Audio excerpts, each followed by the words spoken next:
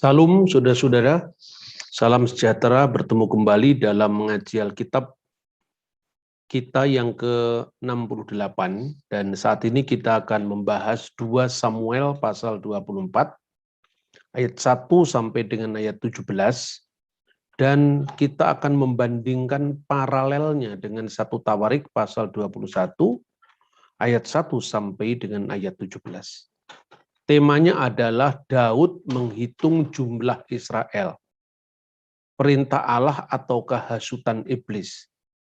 Kenapa? Karena di dalam teks-teks yang paralel ini ada perbedaan dalam bahasa teologis antara penulis kitab 2 Samuel dan penulis kitab 1 Tawarikh, yang itu seringkali kalau dibaca harafiah dan orang tidak paham, maka dijadikan alasan untuk menolak akurasi atau keakuratan Alkitab.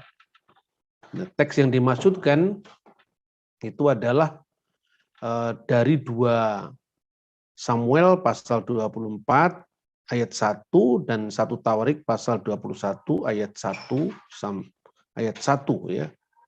Nah, kemudian sebagaimana biasa saya selalu berangkat dari teks-teks asli kitab suci, tidak hanya dari salinan modernnya, tetapi juga dari salinan naskah-naskah kuno yang berusia 1000 tahun yang lalu atau 2000 tahun yang lalu. Seperti yang tercermin dari naskah Masoretik yang menjadi sumber terjemahan baik oleh orang Yahudi maupun oleh orang Kristen, dan juga naskah-naskah kuno seperti The Dead Sea Scroll, naskah gulungan laut mati, yang dengan jelas sebetulnya keakuratan kitab suci itu bisa dipertanggungjawabkan. Ini salah satu dari naskah yang ditemukan di gua keempat, kode naskahnya 51 dari naskah laut mati yang berasal dari tahun 150 sebelum Masehi. Nah, saudara-saudara, teks yang dipersoalkan itu adalah satu dari 1 Samuel yang di sana itu disebutkan bahwa murka Tuhan bangkit terhadap orang Israel. Ia menghasut Daud melawan mereka. Firman-Nya, pergilah, hitunglah orang Israel dan orang Yehuda. Di sini jelas sekali bahwa subjek yang menyuruh Daud itu adalah Tuhan. Wa Yusef ab Adunai lakharot bi Israel wa yaset et David bahem lemur leh meneh et Israel vi et Yehuda. Sedangkan sebaliknya di dalam 1 Tawarik pasal 21 di situ digunakan kata Satan dalam bahasa Ibrani yang diterjemahkan oleh Lembaga Alkitab Indonesia LAI iblis. Wa ya amot Satan al Yisrael wa yaset et David liminut et Yisrael. Iblis bangkit melawan orang Israel dan ia membujuk Daud untuk menghitung orang Israel. Nah, bagaimana dalam konteks naskah yang tampak sama sekali berbeda, Tuhan atau setan? Ini menjadi bahan ejekan bagi orang-orang yang sekedar membaca, tapi tidak mendalami bahasa teologis yang digunakan oleh dua penulis. Ya, ada 2 jawaban sebetulnya. Pertama, jawaban dari aspek teologis. Apabila Satan dalam teks 1 Tawarik pasal 21:1 memang bermakna iblis seperti terjemahan lain atau terjemahan King James Version, sebab Tuhan satu-satunya penguasa tunggal, maka kalaupun itu adalah setan yang menghasut Daud, yang melawan orang Israel, membujuk Daud, tetapi tentu karena Tuhan satu-satunya penguasa dalam hidup, maka itu seizin Tuhan seperti yang digambarkan dalam kisah Ayub. Kedua, dari aspek etimologis kebahasaan, seperti terjemahan Yahudi, beberapa terjemahan Yahudi misalnya The Jerusalem Bible. Karena Satan artinya pelawan, tidak harus bermakna iblis.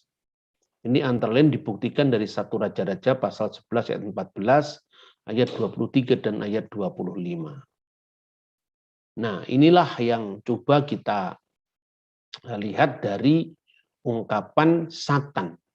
Kata Satan tanpa kata sandang H, yaitu hasatan. Artinya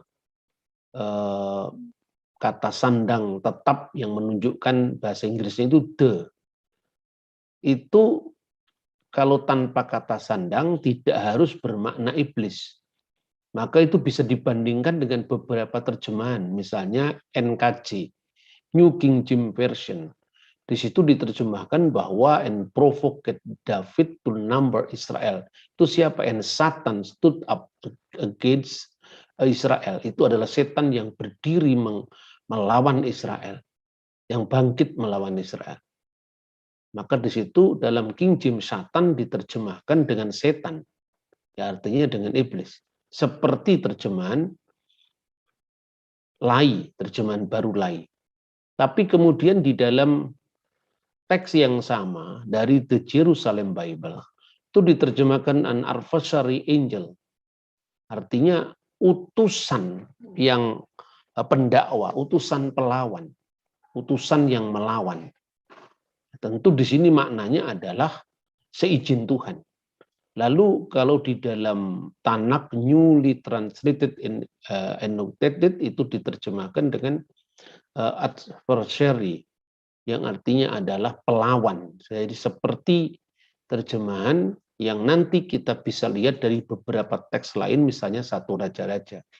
Nah, jadi kata Satan dalam bahasa Ibrani, dalam banyak ayat Alkitab tidak harus berarti syaiton atau iblis, melainkan dalam makna generik artinya siapapun yang melawan, yang mendakwa, yang menyerang, itu disebut dengan Satan. Penulis Tawarik menyebut lawan yang berwujud manusia, bukan hanya iblis, mendorong Daud mengadakan sensus. Dan jika frasa murka Tuhan dalam 2 Samuel 24 ayat 1 diparalelkan dengan kata lawan, maka maknanya akan menjadi jelas. Jadi murka Tuhan yang menyebabkan Tuhan mengizinkan ada lawan-lawan yang menghasut Daud. Baik itu bisa berarti setan maupun bisa berarti manusia yang jahat, ya, yang kemudian memprovokasi Daud untuk melakukan sensus. Perlu ditekankan juga bahwa kehangatan murka Tuhan terhadap orang yang menyebabkan munculnya seorang musuh bagi orang tersebut. Ini misalnya disebutkan dalam Hakim-Hakim pasal 2 ayat 14, pasal 3 ayat 8, pasal 10 ayat 7, dan 2 Raja-Raja pasal 13 ayat 3.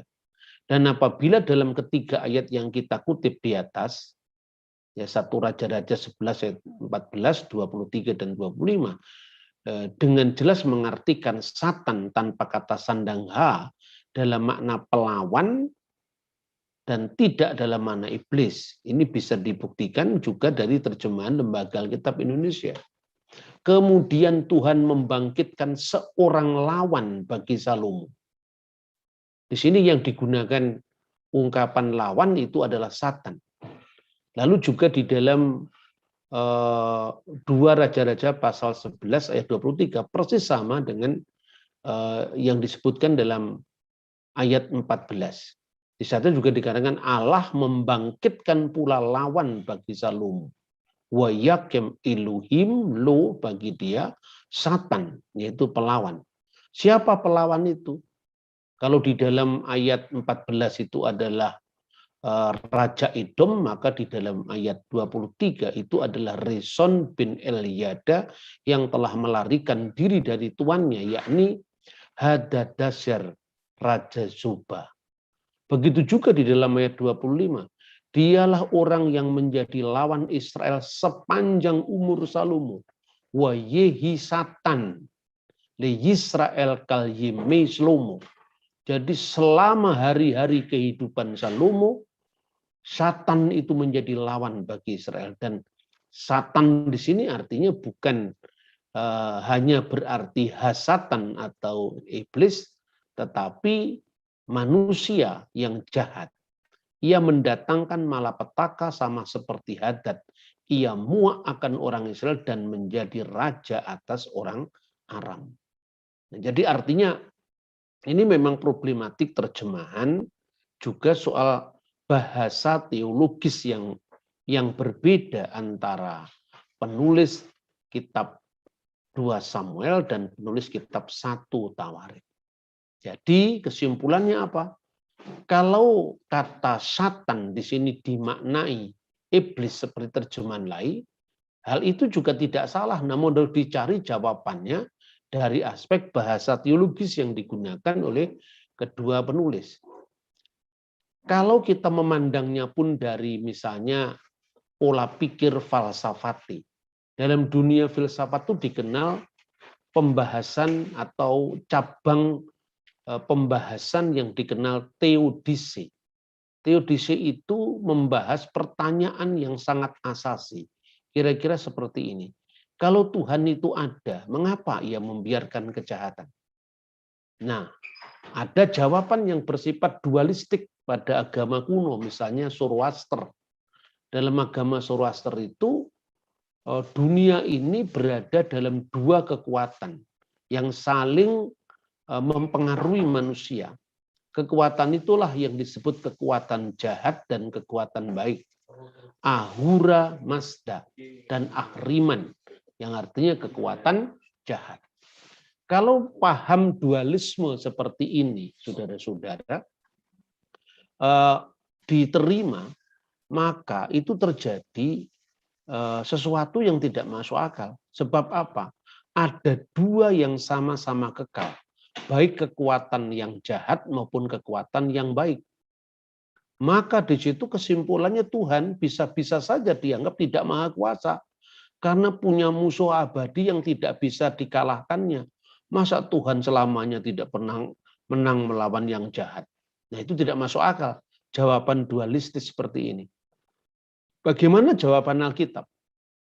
Karena itu adanya realitas kejahatan dalam Alkitab itu dipahami sebagai konsekuensi Tuhan yang memberikan pilihan bebas atau free will kepada ciptaannya.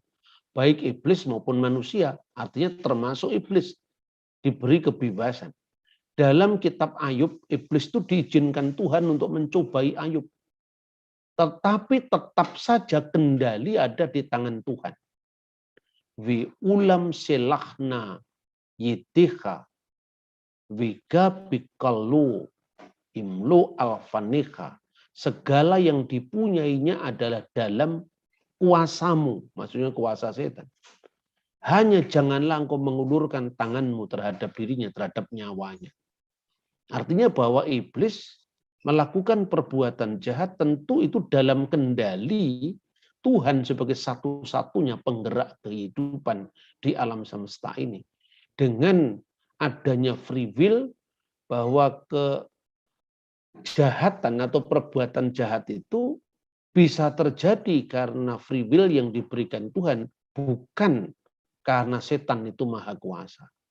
Nah, maka jawaban ini paling masuk akal secara kefilsafatan, ya, secara pemikiran filsafat. Dan Alkitab bisa diuji dengan itu, ya saudara-saudara.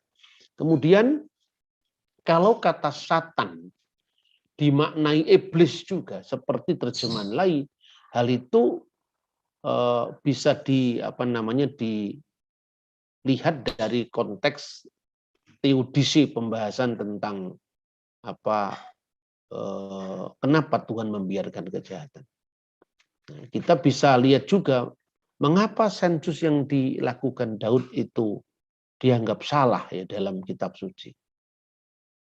Apabila engkau menghitung jumlah orang Israel pada waktu mereka didaftarkan, demikian tulisan dalam Taurat Musa, maka haruslah mereka masing-masing mempersembahkan kepada Tuhan uang perdamaian karena nyawanya pada waktu orang mendaftarkan mereka, supaya jangan ada tulah di antara mereka pada waktu pendaftaran itu. Nah, jadi pertanyaannya, mengapa sensus yang dilakukan Daud itu salah? Daud melakukan sensus karena dorongan kesombongan bahwa kejayaan, kemenangan yang diperolehnya adalah prestasinya sendiri. Sehingga dia melupakan Tuhan. Karena itu dia tidak mengawalinya dengan persembahan uang perdamaian kepada Tuhan seperti yang dijelaskan, yang ditetapkan dalam Taurat. Yoab mula-mula menolak perintah raja karena ia mengetahui motivasi Daud yang salah, namun akhirnya taat melakukannya. Nah, di dalam teks 1 Tawarik itu lebih luas dipahami alasannya. Seperti misalnya disebutkan pada pasal 21 ya 1 Tawarik mulai dari ayat 3. Lalu berkatalah Yoab, kiranya Tuhan menambahi rakyatnya 100 kali lipat daripada yang ada sekarang. Ya Tuanku Raja, bukankah mereka sekalian hambamu, hamba-hamba Tuanku? Mengapa Tuanku menuntut hal ini? Mengapa orang Israel harus menanggung kesalahan oleh karena hal itu? Namun titah raja itu terpaksa diikuti oleh Yoab. Maka pergilah Yoab menjelajahi seluruh Israel, kemudian kembali ke Yerusalem. Lalu Yoab memberitahukan kepada Daud hasil pendaftaran rakyat di antara seluruh orang Israel ada 1.100.000 orang yang dapat memegang pedang dan orang Yehuda ada 470.000 orang yang dapat memegang pedang. Orang-orang Lewi dan Benyamin tidak dimasukkannya dalam pendaftaran sebab titah raja itu dianggap keji oleh Yoab. Tetapi hal itu jahat di mata Allah sebab itu dihajarnya orang Israel. Jadi di sini ada pertama ketidakadilan yang dikritik Yoab dan kedua adalah motivasi. Jadi kalau kita perhatikan di dalam pasal-pasal sebelumnya itu Daud melakukan peperangan melawan bangsa-bangsa sekitar dan kemenangan, kejayaan itu dianggapnya seolah-olah sebagai prestasinya sendiri tanpa melibatkan Tuhan. Dan akhirnya apa? Di dalam narasi kedua kitab itu, lalu berkatalah Daud kepada Allah, aku telah sangat berdosa karena melakukan hal ini, maka sekarang jauhkanlah kiranya kesalahan hambamu sebab perbuatanku itu sangat bodoh. Daud menyadari kesalahannya, tetapi berfirmanlah Tuhan kepada Gad pelihat Daud. Pergilah katakanlah kepada Daud, beginilah firman Tuhan.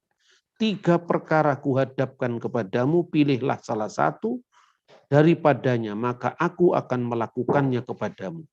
Kemudian datanglah Gad kepada Daud, lalu berkatalah ia kepadanya, beginilah firman Tuhan, haruslah engkau memilih 3 tahun kelaparan dan 3 bulan lamanya melarikan diri dari hadapan lawanmu, sedang pedang musuhmu menyusul engkau dan 3 hari pedang Tuhan, yakni penyakit sampai di negeri ini, dan malaikat Tuhan mendatangkan kemusnahan di seluruh daerah orang Israel, maka sekarang timbanglah jawab apa yang harus kusampaikan kepada yang mengutus aku.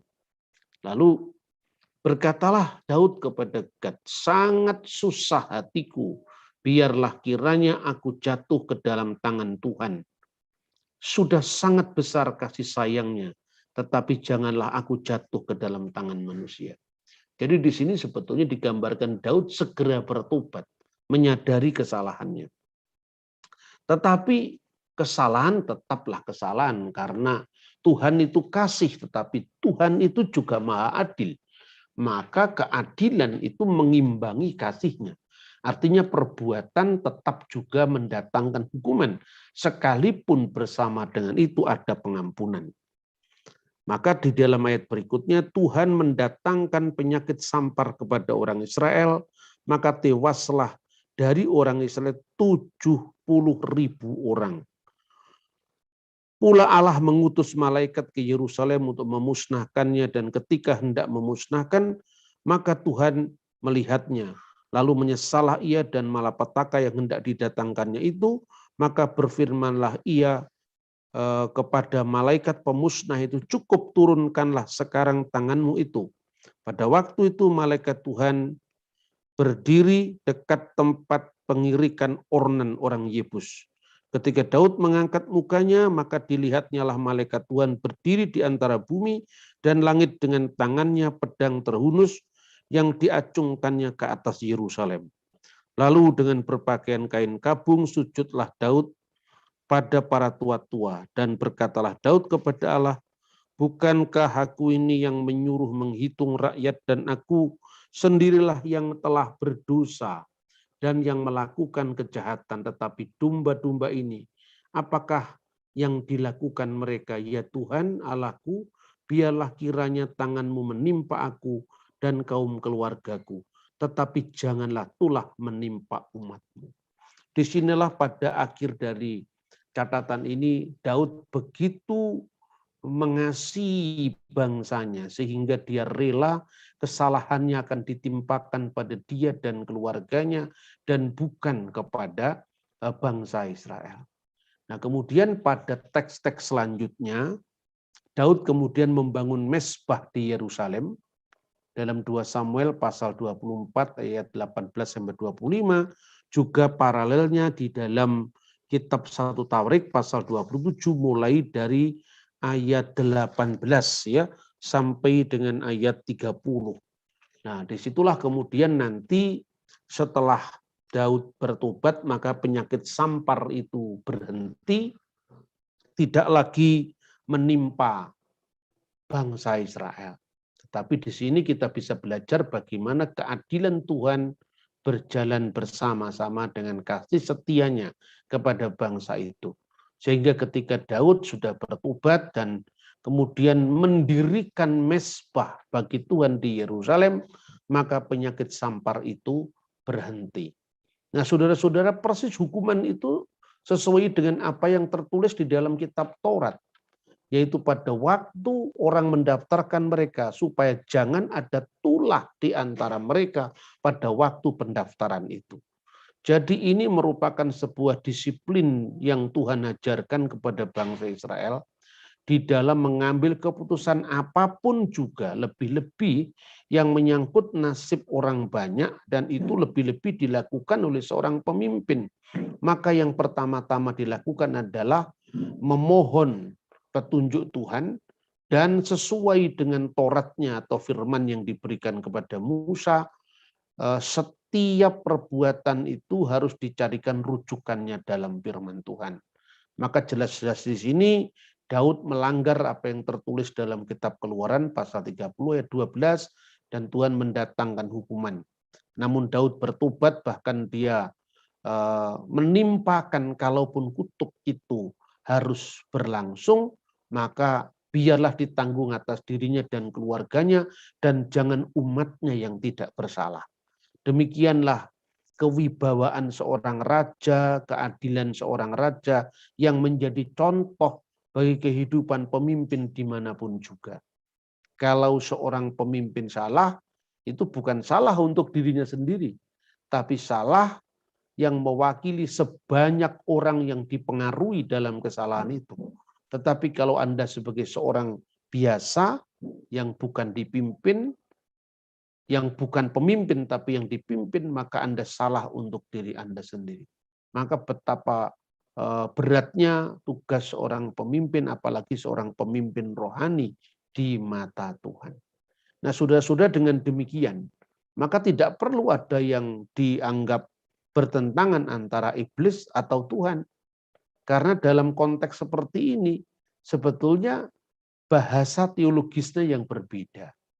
Jadi, saya ulangi, yang pertama, kalau Satan itu maknanya adalah lawan dalam pengertian, lawan-lawan yang diizinkan Tuhan karena kesalahan umatnya, kesalahan hambanya, maka itu paralel dalam 1 Tawarik pasal 27 dengan 2 Samuel pasal 24, itu dengan mudah bisa dijelaskan. Karena dalam teks-teks yang seperti kita kutip tadi, misalnya dalam 1 Raja-Raja pasal 11 ayat 14, itu juga Tuhan membangkitkan Satan bagi Salomo. Tuhan membangkitkan Satan bagi Salomo. Jadi wayakem adunai Satan li kepada Salomo. Lalu juga wa yakim Elohim lu Satan. Tuhan membangkitkan Satan bagi siapa? Bagi Salomo. Jadi artinya itu tidak harus dimaknai iblis ya. Tetapi juga kalau misalnya kata itu bermakna benar-benar iblis juga tidak salah. Karena apa? Karena tidak ada satupun di dunia ini satu perbuatan ciptaan makhluk yang hina dina itu tanpa kendali Tuhan. Maka kisah Ayub menjadi contoh bagaimana setan pun diizinkan Tuhan ketika dia mencoba untuk mencobai Ayub. Dan artinya bahwa setan itu bukan maha kuasa, bukan maha hadir. Dia punya keterbatasan. Kalaupun dia bisa melakukan pencobaan terhadap manusia itu karena seizin Tuhan. Nah, dan pada akhirnya pilihan bebas orang itu yang nanti ditimbang oleh Tuhan dalam perkaranya, artinya bukan timbangan baik dan jahat untuk menentukan keselamatan, tidak. Artinya Tuhan yang menilainya apa yang dilakukan oleh manusia itu sebagai konsekuensi dari pilihan bebas. Nah, sebetulnya problem seperti ini tidak hanya terjadi pada iman Kristen atau iman Yahudi, tetapi ini juga problem yang menjadi masalah dalam kehidupan permenungan umat manusia tentang kebenaran, termasuk bagaimana menghadapi apa yang disebut pilihan bebas yang Tuhan berikan pada manusia. Maka seringkali di dalam perbincangan teologis itu kadang-kadang memang orang itu melihat hanya pendek argumen, artinya hanya membaca teks kemudian di otak-atik sendiri tanpa dia melihat atau merenungi sedalam-dalamnya. Misalnya Yudas naik surga atau masuk neraka. Masuk surga atau masuk neraka. Orang hanya melihat akibat perbuatan Yudas. Orang tidak melihat motivasi Yudas. Jadi kan Daud di sini juga disalahkan karena motivasi orang sensus itu. Bukan sensusnya yang disalahkan, tapi motivasi dia untuk melakukan itu apa. Apalagi di dalam kitab Taurat sudah jelas-jelas ada aturan bahwa dalam hal melakukan pendaftaran atas bangsa Israel, maka harus dikerjakan lebih dulu dia mengingat Tuhan. Di mezbahnya memberikan persembahan perdamaian. Dan itulah yang kemudian baru setelah itu manusia bisa merealisasikan rencananya itu, merealisasikan pendaftaran itu, dan secara harafiah tergenapi bahwa apabila pendaftaran atau sensus itu dilakukan atas Israel tanpa memberikan persembahan atau uang perdamaian itu di mezbah, maka Tuhan akan mendatangkan tulah, dan itu pula yang diterima oleh bangsa Israel ketika itu. Jadi ada problem bahasa teologis ya, tentu ini dikaitkan dengan apa? Dikaitkan dengan bagaimana manusia memahami kejadian di muka bumi ini bukan sesuatu yang sifatnya eksak hitam putih, tidak seperti itu. Ya, tetapi juga dalam konteks permenungan yang lebih dalam. Kedua, persoalan kebahasaan. Nah, oleh karena itu saya menampilkan dua-duanya, baik terjemahan Lembaga Alkitab Indonesia, terjemahan King James yang mengartikan itu adalah iblis ya, maupun terjemahan Yahudi yang misalnya The Jerusalem Bible atau Tanakh yang mengartikan itu pelawan, sebagaimana yang mereka pahami dari teks 1 Raja-Raja pasal 11 ayat 14, 23 dan ayat 25, di mana kalau Tuhan membangkitkan bagi Salomo lawan-lawan berupa raja-raja yang memusuhi dia, itu artinya semuanya juga digunakan kata Satan. Nah, jadi kerumitan-kerumitan dalam pembahasan kitab suci itu bisa dihindari apabila kita membaca konteksnya keseluruhan.